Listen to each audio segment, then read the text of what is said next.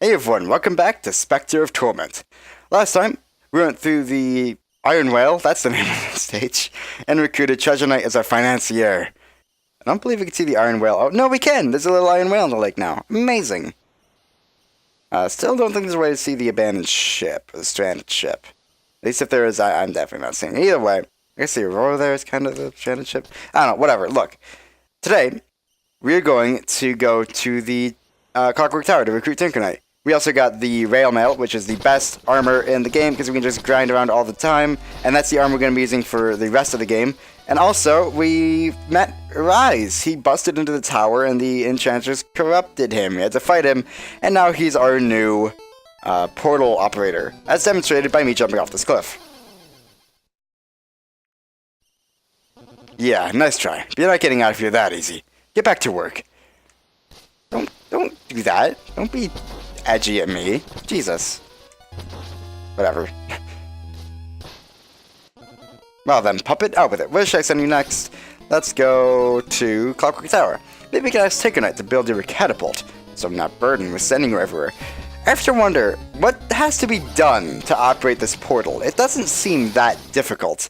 You seem to just stand there and, like, listen to people. Which, I mean, look, there's a place for them until therapists exist. But Rise is a pretty shitty therapist if that's his job. Like, if his job is motivation, he's really shitty at that.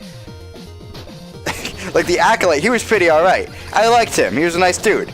But then he got sent to a dungeon for literally no reason besides running away from an explosion. Like, dude, I would run away from an explosion. Maybe I get sent to the dungeon by, like, Trump. I don't know. Look, I don't want that. I don't want... I don't even know what's happening anymore. Alright, fuck it. So, the Clockwork Tower. I love this stage. There we go. I love this stage because I like the theming of it. You can see it's still very much under construction. So, Tinker Knight's still actually building his little construction tower. I love that. I love that these stages are just slightly different enough to give some context to the world, some lore to the world. So we also got the hover plume last time, and that is extremely helpful for this stage. It lets us skip so many sections that we just otherwise would have to deal with and actually, play the game, which is insane. That they think we would want to do that. I don't know why anyone would want to play video games. Did you know that that's a disorder? Yeah, no, that's so stupid though, isn't it? Gaming was like officially declared, not gaming, but like certain things related to gaming were officially declared a disorder by someone. I don't care who, because they're clearly wrong. Well, kind of. The way they listed everything as a disorder was just incredibly vague, and like, if you game for long periods of time, that's a disorder. If you game and avoid like familial requirements or something, or like life requirements, like their job or something, that's a disorder. And like, I mean, I agree that that's a problem. A disorder, I mean, I don't know. But they were just extremely vague in like, exactly what does that mean? Like, how much do you have to do it for it to be a disorder? Or is it just like, if you do it once, that's a disorder? Because that's kind of silly. But, I don't know, whatever. So the thing I love about the Rail Mail is, one, it lets you move faster. Two, it lets you make some jumps that otherwise you wouldn't be able to. You get to jump farther with the Rail Mail than you otherwise would. And that's just so fun. Anything that gives you more jump distance or jump height is like my favorite thing in games. Anything that gives you way more mobility is my favorite thing. You need to die, friend. There we go. You are going to be a pain. Let's just kill you with that. Again, the Dread Talon, I don't know how much more damage it does, but it seems to just kill everything in one hit, so it's plenty strong enough to just deal with like these things that take 3 hits with the normal scythe, so it at least does 3 points of damage, if not more. It kills the gold armors. I think those take like 4 or 5 hits. So yeah, it's insanely powerful. Unfortunately, it does require darkness, quite a bit of it. At least, well, literally 1 meter it seems. Also, we need you guys, so hold on. There we go. Now they can die, but you know what? I think they can live. Oh, no, they can't. I got my darkness back. Alright, they get to die. There we go. You know what? I didn't need you guys. I could have just climbed up the wall. And even if I couldn't, I have the hover plume. So, thankfully, this doesn't get the need to use enemies as your platforms, or quote-unquote platforms, climbing dash point things in certain levels, like the, oh, what level was it? Was it, I think it was Polar Night stage, where we had these, like, these urchin things to get up to an area. You could have just used the hover plume instead if we had that, but obviously we didn't because you had to clear fucker stage to do it. Fuck. You have to clear Treasure Knight stage. You know, I would think you have to clear the flying machine to get the hover plume, but I guess not. Doesn't really make any sense when you really think about it, but oh well. So the gimmick here is mainly that the area is under construction. We have these new enemies, of course, but again, I like this game introduces new things like new enemies, new stages, new bosses, new everything, including a new playstyle.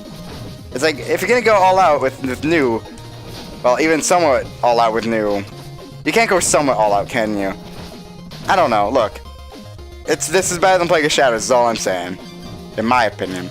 As I've said before many times, and I will continue to say, I'm gonna throw a skeleton so you can be a completely useless. Get thrown off the cliff. That was completely on purpose. Oh, please, okay. I don't want to die like that. That would suck. I love this. I love that this, like, under construction just looks so nice. I just love that little bit of attention to detail. No! No! I could have grinded. I should have grinded. I was gonna grind, but I didn't grind in time, so I died. Think about that, kids! Think about that, kids. Next time you're gonna grind on, like, your skateboard or your... What else do people... Like, what other tools... I don't know. Look, next time you're gonna grind like a skateboard or whatever, just don't think about it. Just do it. And if you don't, you might die, and you might have to like sit through math class again because I had to sit through that auto-scaling section again. Just think about that. I wouldn't want that, would you? Would you want to die and have to sit through math class again? I wouldn't. I already failed it once. I don't need to fail it again.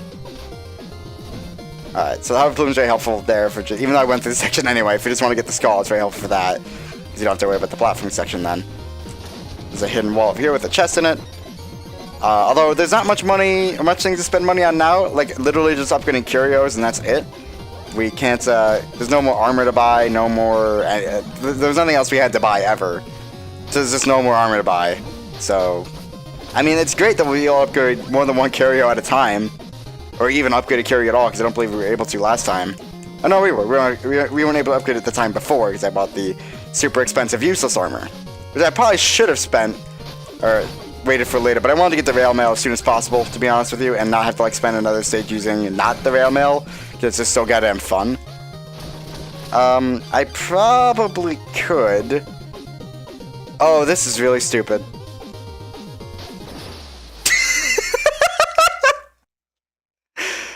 Yeah, that was stupid. Yeah. Do I want to try this again? Okay, well, at least what I can do... Oh, it actually worked! Oh my god! That's what I was kind of trying to do. I thought we wouldn't get enough height with the hover plume, though, so I was trying to, like, bounce off the ledge to the right there. Instead, I just climbed up it and jumped right into spikes. But, so that can sort of work. Unfortunately, I don't have the hover plume for this room. We'll skip using that lever, but, no, well, that's fine. We can just use the lever like a pleb. Oh, please make it. Okay. I was afraid I wouldn't make it to the platform, and I was gonna die again. Embarrassingly. Ooh, this is fun. Let's get the skull. And then we have to get this guy over here. And, well, it's stuck in here now, so we're gonna open the chest. Not get hit, preferably. And then launch it up, and then dash off of it. I kinda wanted to get the money. Even though it was like a little bit of money, I probably should not have wasted my time on... Actually, I absolutely should not have. Whatever, look, it's fine. Everything's fine. This leads to the same area as the place where I died. If you go up there, you just go to a secret room by going to the left. Well, we definitely aren't getting that now. I was thinking maybe we can grind through it, but no. That diamond's lost forever. Oh well, these things happen. I suppose I should also mention, you do get a certain amount of gold for simply clearing stages. You see that on the main menu as well, the level selection menu. So you can see how much gold you're going to get. I think it's like 2,000 or something. It's either like 1,000, 2,000, or 3,000 for each level. So you can clearly see. It's kind of like Mega Man 1, where you get points, except, you know, you actually get something of worth. Arguably, depending on... Well, at this point, it's still helpful, but later on in the game, it's not really. I will say that, given that things are so much more expensive than they were in Shovel Knight, gold does tend to last longer. Or be more important for longer than in Shovel Knight and in Plague of Shadows. But, like, there is still a point where there is just, like, nothing to buy, and you're just kind of harboring gold for no good reason. But, at least it comes later than Shovel Knight, even if it's arbitrarily, like, later, because you're still getting, like, the same amount of things, but just over a longer period of time, I guess. I don't know, does that make sense? Hopefully that makes sense. It's like the same problem, but like less obvious, I guess. I don't know. Either way, that's that. A lot of auto scrolls in this stage, which I don't mind, except when I die a lot. Because otherwise they are entertaining for at least the first run through. Alright, I would pick that checkpoint considering it's typically a joke, but actually... What are you, some kind of ghost? Get out of my shop, I have work to do! The Enchantress would like a word. We have an army to raise, and talented engineers are in short supply. Ha! You may be a tool, but I am not. Time to make short work of you. He's actually not that easy in this one. Typically, I mean, he's sort of the same, but you don't have really an item that can completely just take him out in one hit. So that doesn't help, but he can also raise his little chair up like a director's chair. It's adorable, but it also makes it a lot harder to hit. You have to climb up the walls and, or maybe use the hover plume to get up to him. It's a lot more difficult to hit him. This one little change made Tinker Knight an actual threat, which is surprising. But that's that. But of course, not over yet. You did get some food to heal up, but now he's going to take off in the air, and we have to platform along the Tinker tank to get to him on the drill. He will shoot missiles, so you can get up, unless you're on the tank itself, in which he will shoot those 3 fireballs. Or I guess he's also going to shoot missiles anyway, I guess it's just a chance. We can, instead, use the platforms along the way that he will destroy with the Tinker Tank to get up to him, or we can use the Hover Plume, which I have conveniently equipped. Should we need it? Yeah, let's just go ahead and use that. You can cancel the Hover Plume by attacking, which is nice. I think you can also use that bomb, that bouncing bomb thing there, as a dash point. Please die. There we go, alright. I should mention, if you do fall in a pit after you defeat a boss, you don't die. The stage ends as normal. You just don't see Specter Knight's twirling animation, which is unfortunate, but you don't, at least. It's on a Kaizo thing, at least. We have another memory.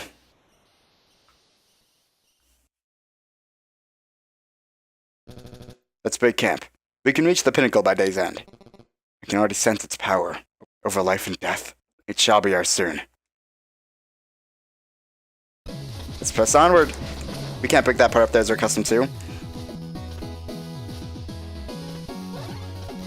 And there's all these weird things that are gonna be like mice, I guess, rats. I don't know. Some gold up here. You can also break this to get a little bit of gold as well. Samurais are still here, or have always been here, it seems. Just fell into the Enchantress's control, I guess, when she took control of this place. Or maybe she already has control of this place? I don't know. Alright. Dash off that, and then get some up Luan. From Luan, rather. And you can see that our magic counter does actually go up with our darkness counter in the normal game. I do have to wonder, we're getting money in these levels, obviously, and that does transfer over to the main game. My question is how how does Specter Knight take the money from his memories of Donovan, or as Donovan, and I should go get that money over there. I completely forgot about it. How does he get the money from Donovan, basically, like from his memories? That doesn't really seem to make sense. I mean, a video game, I know. Maybe he's just remembering he had it, and like he remembered he stored it away somewhere or something. So he's like, oh yeah, I had that money. That's what Specter Knight sounds like. He's like, he just remembers that he had it stored away somewhere. So he goes and gets it. Alright, whatever. Some turkey. Let's run over here. Is that the amulet? It's ours! Finally! Stay where you are!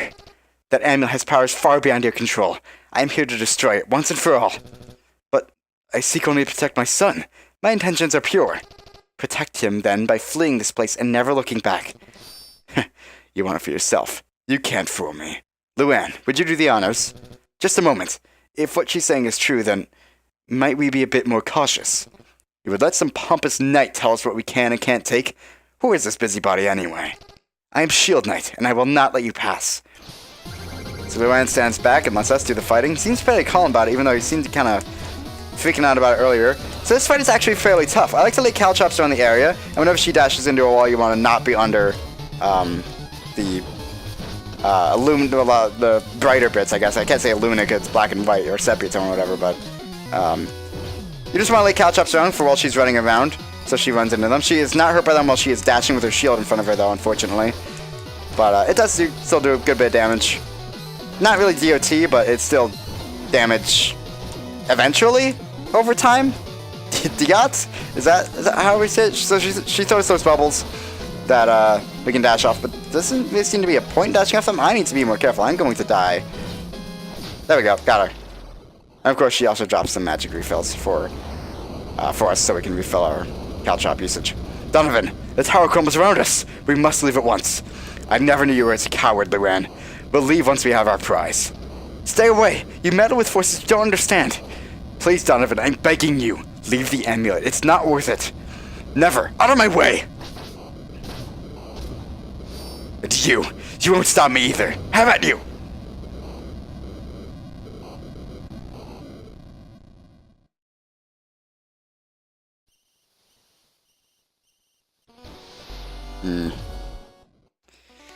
Specter Knight's sure made some mistakes in his past. Well, nothing to do about it now. My heart grows cold. I've located new cures, but have you found any red skulls? Yes. We can get the burial lantern from Red now. This one is cool, but more situational than anything else. It's used in situations like this, where, say there's a projectile coming at you.